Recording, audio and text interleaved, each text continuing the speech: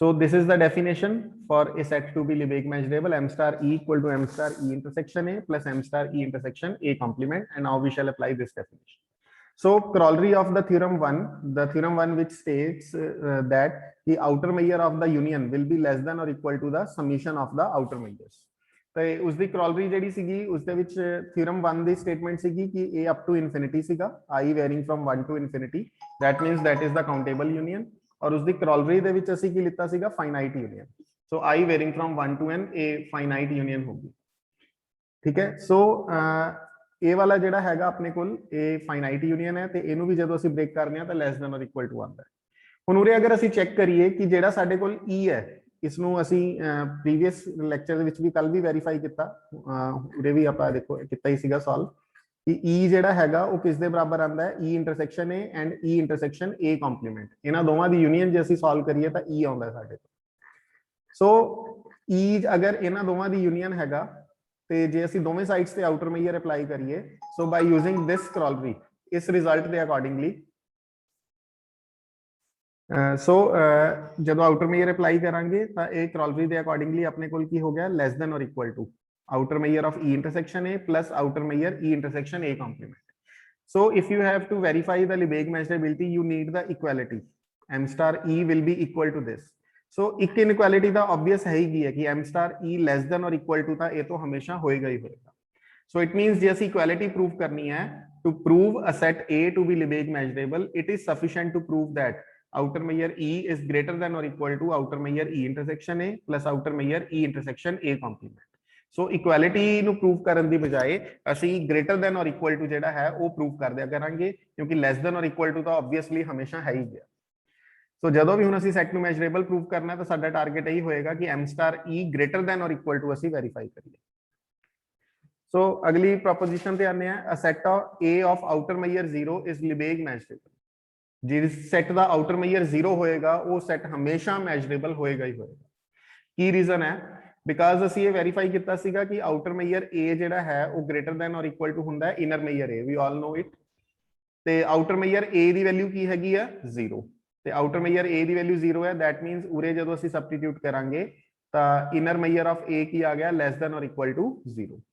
But inner measure ਜਿਹੜਾ ਹੁੰਦਾ ਹੈ it is always positive also, so inner measure A is greater than or equal to 0 also, hence ਦੋਵਾਂ ਨੂੰ ਮਿਲਾ ਕੇ ਆ ਗਿਆ inner measure A is equal to 0। ਤਾਂ ਇਨਰ ਮੇਜਰ ਵੀ 0 ਹੈ, ਆਊਟਰ ਮੇਜਰ ਵੀ 0 ਹੈ, ਦੋਵੇਂ ਅਗਰ ਇਕੁਅਲ ਆ ਜਾਣ ਤਾਂ ਸੈਟ ਕੀ ਹੁੰਦਾ, Lebesgue measurable। So the corollary to this proposition 5, every countable set is measurable, because we have discussed earlier that कि according to proposition 3 every countable set has outer measure equal to 0।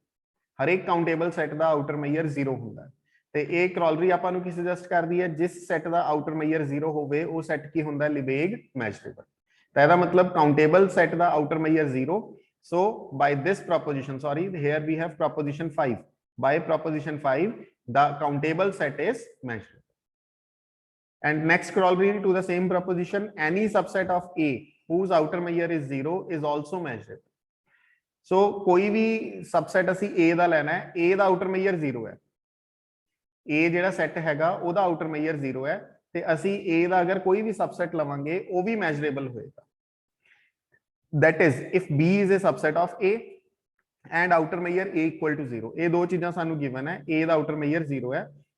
then prove ਕਰਨਾ ਹੈ B measurable ਹੋਏਗਾ। so B ਕਿਉਂਕਿ A the subset ਹੈ ਤਾਂ outer major B is less than or equal to inner outer measure A, but outer measure A ਕੀ ਹੈ, 0,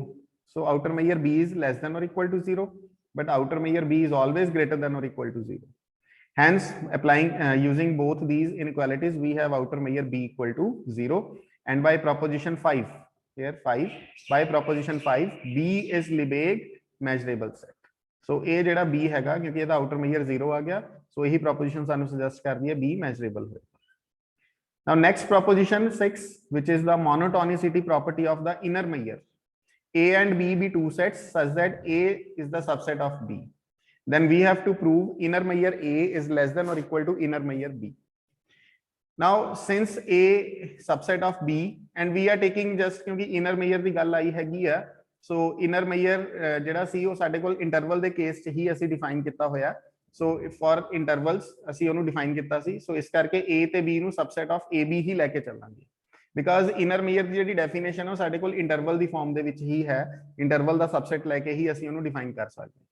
ਸੋ a subset of b, so that's why ਜੇ inner major ਦੀ ਗੱਲ ਕਰ ਰਿਹਾ ਤਾਂ ਸਾਨੂੰ ਆਬਵੀਅਸਲੀ ਇਹ a b ਦੇ ਹੀ ਦੋਵੇਂ ਸਬਸੈਟਸ ਲੈ ਕੇ ਚੱਲਨੇ ਪੈਣਗੇ। ਤੇ ਅਗਰ a सबसेट b है तो b कंप्लीमेंट किसका सबसेट हो गया, a कंप्लीमेंट का, because whenever we apply the complement the symbol of subsets reverse, so b complement subset of a complement. So applying outer measure on both sides, why we are doing this, because we know that inner measure b ਦੀ ਜਿਹੜੀ value ਹੈ a ਹੁੰਦੀ ਹੈ b minus a minus outer measure b complement, ਔਰ inner measure a ਦੀ value a ਹੁੰਦੀ ਹੈ। ਸੋ ਇਸੇ ਕਰਕੇ ਅਸੀਂ b complement ਤੇ a complement ਬਣਾਇਆ, ਕਿਉਂਕਿ inner measure ਦੀ ਡੈਫੀਨੇਸ਼ਨ ਚ ਕੰਪਲੀਮੈਂਟਸ ਯੂਜ਼ ਹੁੰਦੇ ਆ ਤੇ ਇਹਨਾਂ ਦੇ ਫਿਰ ਆਊਟਰ ਮੇਜਰਸ ਯੂਜ਼ ਹੁੰਦੇ ਆ। ਸੋ ਆਊਟਰ ਮੇਜਰ ਅਪਲਾਈ ਕੀਤਾ ਤੇ ਫਿਰ ਕਿਉਂਕਿ ਇਹ ਦੋਵੇਂ ਨੈਗੇਟਿਵ ਦੇ ਆ ਸੋ ਇਸ ਕਰਕੇ ਮਾਈਨਸ ਅਪਲਾਈ ਕੀਤਾ ਐਂਡ b ਮਾਈਨਸ a ਦੋਵੇਂ ਸਾਈਡਸ ਤੇ ਐਡ ਕੀਤਾ। ਸੋ ਇਸ ਨੂੰ ਯੂਜ਼ ਕਰਕੇ ਆਪਾਂ ਕਹਿ ਸਕਦੇ ਹਾਂ ਇਨਰ ਮੇਜਰ b ਬਣ ਗਿਆ ਔਰ a ਆਪਣੇ ਕੋਲ ਇਨਰ ਮੇਜਰ a ਬਣ ਗਿਆ। Hence inner measure a is less than or equal to inner measure of b। So next is proposition 7। ਹੁਣ ਇਸ ਪ੍ਰੋਪੋਜੀਸ਼ਨ 7 ਦੇ ਵਿੱਚ ਤੁਸੀਂ ਦੇਖੋਗੇ we have the equality, you can see here outer measure a union b is equals to outer measure a plus outer measure b। ਉਰੇ ਤੁਸੀਂ ਦੇਖ ਸਕਦੇ ਹੋ ਯੂਨੀਅਨ ਨੂੰ ਬ੍ਰੇਕ ਕਰਕੇ ਲੈਸ ਦੈਨ ਔਰ ਇਕੁਅਲ ਟੂ ਨੇ ਲਿਖਿਆ, ਇਕੁਐਲਿਟੀ ਹੀ ਪਾਈ ਹੈ। ਬਟ ਇਕੁਐਲਿਟੀ ਕਦੋਂ ਆ ਸਕਦੀ ਹੈ, you can C set a is measurable,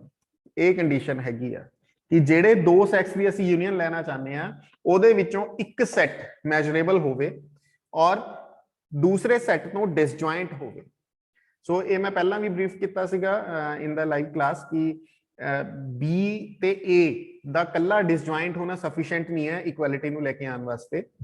ਇੱਕ ਸੈਟ ਦਾ ਨਾਲ ਮੈਜ਼ਰੇਬਲ ਹੋਣਾ ਜ਼ਰੂਰੀ ਹੈ ਤਾਂ ਇਕੁਐਲਿਟੀ ਆਊਗੀ। ਇਹ ਪ੍ਰੋਪੋਜੀਸ਼ਨ 7 ਸਾਨੂੰ ਇਹ ਚੀਜ਼ ਦੱਸਦੀ ਹੈ। ਜੇ ਦੋਵੇਂ ਹੋ ਜਾਣ ਤਾਂ ਉਹ ਵੀ ਠੀਕ ਹੈ, ਬਟ ਇੱਕ ਸੈਟ ਜਿਹੜਾ ਹੈਗਾ ਉਹ ਸਾਡਾ ਮੈਜ਼ਰੇਬਲ ਹੋਣਾ ਚਾਹੀਦਾ ਹੈ, then we have the equality in case of inequality. So if set A is measurable and B is any set disjoint from A, then we have outer measure A union B equal to outer measure A plus outer measure B. ਹੁਣ ਕਿਵੇਂ ਕਰਨਾ ਇਸ ਚੀਜ਼ ਨੂੰ, let us see। A given ਹੈ measurable set, ਔਰ ਅਗਰ A measurable set ਹੈ, measurable set ਦੀ ਡੈਫੀਨੇਸ਼ਨ ਦੇ ਵਿੱਚ ਜਿਹੜਾ ਅਸੀਂ E set ਚੂਜ਼ ਕਰਨਾ ਹੁੰਦਾ ਹੈ, E set it is any set of real numbers। ਸੋ ਉਰੇ ਮੈਂ particularly any set of real numbers ਹੈ ਤਾਂ a ਦੇ ਲਈ ਇਹ ਵਾਲੀ ਜਿਹੜੀ ਇਕੁਐਲਿਟੀ ਸੀਗੀ, ਇਹ ਵਾਲੀ I am showing you again, ਆਹ ਵਾਲੀ ਇਕੁਐਲਿਟੀ ਹੈ ਦਿਸ ਵਨ, ਇਹ a ਦੇ ਲਈ ਹਰੇਕ e ਦੇ ਵਾਸਤੇ ਹੋਲਡ ਕਰੇਗੀ ਚਾਹੇ e ਕੋਈ ਵੀ ਸੈਟ ਹੋਵੇ ਰੀਅਲ ਨੰਬਰਸ ਦਾ। ਸੋ ਅਸੀਂ ਆਪਣੇ ਕੁਐਸਚਨ ਦੀ ਨੀਡ ਦੇ ਅਕੋਰਡਿੰਗਲੀ ਉਰੇ e ਦੀ ਵੈਲਿਊ ਜਿਹੜੀ ਹੈ a ਯੂਨੀਅਨ b ਲੈ ਕੇ ਚੱਲ ਰਹੇ ਹਾਂ, ਬਿਕੋਜ਼ ਅਸੀਂ outer measure a union b ਨੂੰ ਸੋਲਵ ਕਰਨਾ ਹੈ। ਸੋ ਉਰੇ ਜਦੋਂ a ਯੂਨੀਅਨ b ਆ ਗਿਆ ਫਿਰ ਉਹਦੇ ਅਕੋਰਡਿੰਗਲੀ ਇੱਧਰ ਔਰ ਇੱਧਰ ਅਸੀਂ ਫਾਈਂਡ ਕਰਨਾ। So outer measure a union b find ਕਰਨਾ, ਇਸ ਕਰਕੇ e ਦੀ ਵੈਲਿਊ ਅਸੀਂ a ਯੂਨੀਅਨ b ਲੈ ਕੇ ਚੱਲ ਰਹੇ ਹਾਂ। ਬਿਕੋਜ਼ ਜੇ a ਮੈਜ਼ਰੇਬਲ ਹੈ so this condition holds for any set e। So let us taking E is equals to A union B in the definition 1.6. So in that definition ਜਦੋਂ ਅਸੀਂ E ਨੂੰ A union B put ਕਰਾਂਗੇ, ਤੁਸੀਂ check ਕਰ ਲਓ ਇੱਧਰ ਸੀ outer measure E ਔਰ ਇੱਧਰ ਸੀ outer measure E intersection A ਔਰ ਇੱਧਰ ਸੀ outer measure E intersection A complement. So E ਦੀ ਵੈਲਿਊ A union B ਹੈ ਸਾਡੇ ਕੋਲ। ਇਸ ਬ੍ਰੈਕਟ ਨੂੰ ਅਗਰ ਅਸੀਂ ਸਿੰਪਲੀਫਾਈ ਕਰੀਏ, A union B ਨੂੰ ਅਗਰ A ਨਾਲ ਇੰਟਰਸੈਕਟ ਕਰਵਾਈਏ then we must have only A union B the intersection ਜੇ A ਨਾਲ ਕੀਤੀ ਜਾਵੇ ਤਾਂ ਕੱਲਾ A ਆਏਗਾ ਆਬਵੀਅਸਲੀ, ਔਰ A ਯੂਨੀਅਨ B ਦੀ ਅਗਰ ਇੰਟਰਸੈਕਸ਼ਨ A ਕੰਪਲੀਮੈਂਟ ਨਾਲ ਕੀਤੀ ਜਾਵੇ ਤੁਸੀਂ ਚੈੱਕ ਕਰ ਸਕਦੇ ਹੋ ਕੱਲਾ B ਆਏਗਾ। ਚੈੱਕ ਕਰ ਸਕਦੇ ਹੋ ਆ ਲਿਖਿਆ ਹੋਇਆ, ਕਿਉਂ ਆਏਗਾ ਉਹਦਾ ਰੀਜ਼ਨ ਹੈ ਬਿਕੋਜ਼ A ਇੰਟਰਸੈਕਸ਼ਨ B ਸਾਨੂੰ 5 ਗਿਵਨ ਦਿੱਤਾ ਹੋਇਆ, A ਇੰਟਰਸੈਕਸ਼ਨ B ਇਜ਼ 5 ਤੇ ਅਗਰ A ਇੰਟਰਸੈਕਸ਼ਨ B 5 ਹੈ ਤਾਂ ਤੁਸੀਂ ਆ ਚੀਜ਼ ਨੂੰ ਸੋਲਵ ਕਰਕੇ ਦੇਖ ਸਕਦੇ ਹੋ। अगर A इंटरसेक्शन B 5 है तो B ते A complement the intersection B आ जाएगी। Let us show, I will show you by the diagram. जिवें अपने कोल यह A सेट है और यह B सेट है, this is A and this is B। मैं दोवें डिसजॉइंट बनाए हैं because we are given that their intersection is empty. So this is the universe and this is set A and this is set B। हुण तुसीं देख सकते हो आपां ने ਇਹਦੀ ਇੰਟਰਸੈਕਸ਼ਨ ਜਿਹੜੀ ਹੈ A ਯੂਨੀਅਨ B ਦੀ ਉਹ ਕਿਸ ਨਾਲ ਕਰਨੀ ਹੈ, A ਕੰਪਲੀਮੈਂਟ ਦੇ ਨਾਲ, A ਕੰਪਲੀਮੈਂਟ ਨਾਲ ਇੰਟਰਸੈਕਸ਼ਨ ਕਰਨੀ ਹੈ A union B the. So A union B ਦਾ ਮਤਲਬ A ਵਾਲਾ ਪੋਰਸ਼ਨ ਔਰ A ਵਾਲਾ ਪੋਰਸ਼ਨ, और ए ਕੰਪਲੀਮੈਂਟ ਦਾ ਮਤਲਬ ए ਵਾਲਾ ਪੋਰਸ਼ਨ ਬਾਹਰ ਵਾਲਾ ਸਾਰਾ ए ਦਾ ਛੱਡ ਕੇ ਤਾਂ ਇੰਟਰਸੈਕਸ਼ਨ ਦੇ ਵਿੱਚ ਆਬਵੀਅਸਲੀ ਕੀ ਆਏਗਾ ਕਾਮਨਲੀ ਤੁਹਾਡੇ ਸਾਹਮਣੇ ਹੈ ਇੰਟਰਸੈਕਸ਼ਨ ਵਿੱਚ ਕਾਮਨਲੀ ਕੱਲਾ ਸਾਡੇ ਕੋਲ ਕੀ ਆਏਗਾ b ਆਏਗਾ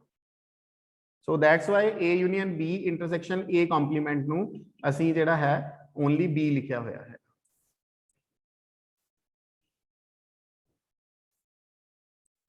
ਸੋ ਆਪਣੇ ਕੋਲ ਤੁਸੀਂ ਦੇਖ ਸਕਦੇ ਹੋ ਫਿਰ ਰਿਜ਼ਲਟ ਜੋ ਅਸੀਂ ਵੈਰੀਫਾਈ ਕਰਨਾ ਸੀ ਉਹ ਪ੍ਰੂਵ ਹੋ ਚੁੱਕਿਆ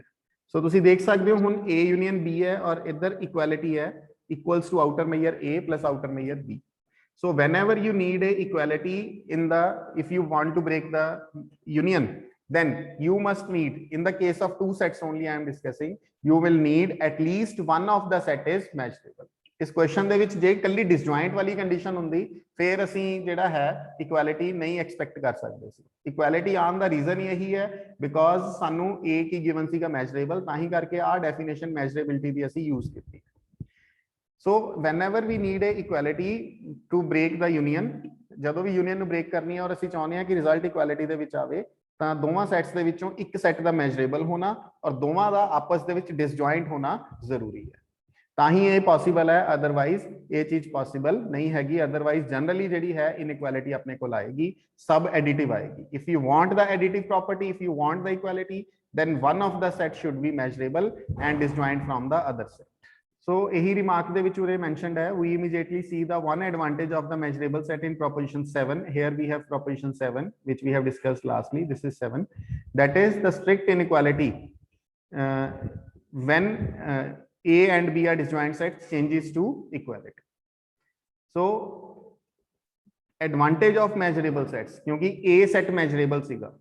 ਇਸੇ ਕਰਕੇ ਜਿਹੜੀ ਸਟ੍ਰਿਕਟ ਇਨਇਕੁਐਲਿਟੀ ਸੀਗੀ ਉਹ ਕਿਸ ਦੇ ਵਿੱਚ ਚੇਂਜ ਹੋ ਗਈ ਇਕੁਐਲਿਟੀ ਦੇ ਵਿੱਚ ਚੇਂਜ ਹੋ ਗਈ ਜਦੋਂ ਸੈਟਸ ਨਾਲ ਕੀ ਸੀ ਡਿਸਜੁਆਇੰਟ ਸੀ and next proposition is a set is measurable if and only if its complement is measurable this is also a very very important result ਅਗਰ ਕੋਈ ਸੈਟ ਮੈਜਰੇਬਲ ਹੈ ਤਾਂ ਉਸ ਦਾ ਕੰਪਲੀਮੈਂਟ ਵੀ ਮੈਜਰੇਬਲ ਹੋਏਗਾ and also conversely we know that a set is measurable if and only if for each set e subset of r we have this thing ਅਗਰ a set measurable ਹੈ ਤਾਂ ਇਹ ਚੀਜ਼ ਆਪਣੇ ਕੋਲ ਹੋਲਡ ਕਰੇਗੀ ਐਂਡ ਤੁਸੀਂ ਦੇਖ ਸਕਦੇ ਹੋ ਇਸੇ ਚੀਜ਼ ਨੂੰ ਅਗਰ ਅਸੀਂ ਲਿਖਣਾ ਹੋਵੇ if and only if we can also write it like this a ਨੂੰ ਅਸੀਂ ਲਿਖ ਲੈਂਦੇ ਆ a ਕੰਪਲੀਮੈਂਟ ਦਾ ਕੰਪਲੀਮੈਂਟ ਕਿਸੇ ਵੀ ਸੈਟ ਦਾ 2 ਟਾਈਮਸ ਕੰਪਲੀਮੈਂਟ ਕਰੋਗੇ you will get the same set again ਔਰ a ਐਜ਼ ਇਟ ਇਜ਼ ਲਿਖਿਆ ਹੈਗਾ ਹੁਣ ਮੈਂ ਇਹ ਟਰਮਸ ਜਸਟ ਸਵਿਚ ਕੀਤੀ ਹੈ ਇਹ ਵਾਲੀ ਟਰਮ ਪਹਿਲਾਂ ਲਿਖ ਲਿੱਤੀ ਇਹ ਟਰਮ ਪਿੱਛੇ ਲਿਖ ਦਿੱਤੀ ਸੋ ਤੁਸੀਂ ਦੇਖ ਸਕਦੇ ਹੋ ਇਹ ਡੈਫੀਨੇਸ਼ਨ ਦੇ ਵਿੱਚ ਜਿੱਥੇ ਜਿੱਥੇ a ਸੀਗਾ ਇਸ ਡੈਫੀਨੇਸ਼ਨ ਨਾਲ ਕੰਪੇਅਰ ਕਰੋ ਜਿੱਥੇ a ਸੀਗਾ ਉਹਦੀ ਜਗ੍ਹਾ a ਕੰਪਲੀਮੈਂਟ ਹੋ ਗਿਆ ਹੈ